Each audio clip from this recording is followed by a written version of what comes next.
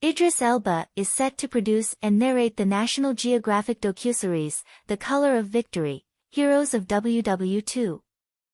The project, which will be produced by October Film and the actors Green Door Pictures, will cover unsung heroes of color at Dunkirk, Pearl Harbor and D-Day during the Second World War, and the 51-year-old star is looking forward to shining a spotlight on their stories.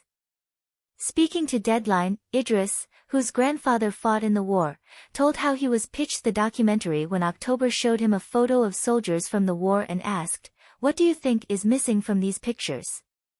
The Luther star replied, "The answer of course was people of color, and I realized I didn't know any stories about them from World War II.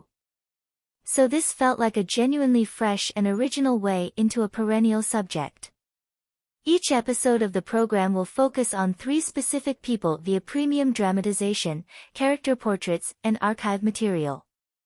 Idris will also highlight how their experiences of war directly influenced the post-war movements for freedom and equality for people of color all over the globe. Previously, the Himalay's Game actor had worked with National Geographic for 2013's King of Speed, which showed the history of underground racing, and how the need for speed impacted the modern motorsport world.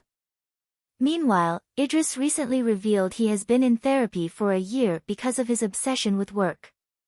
He told the Changes podcast, "I've been in therapy for about a year now. It's a lot.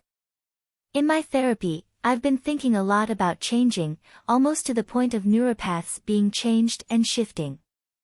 It's not because I don't like myself or anything like that, it's just because I have some unhealthy habits that have really formed. And I work in an industry that I'm rewarded for those unhealthy habits, I'm rewarded for that." Idris once found himself working for 10 days straight on a film set and spent his downtime relaxing in his music studio instead of being with his family. He added, "Whether it's to be selfish, or, because, I'm a workaholic. I'm an absolute workaholic, and that isn't great for life generally."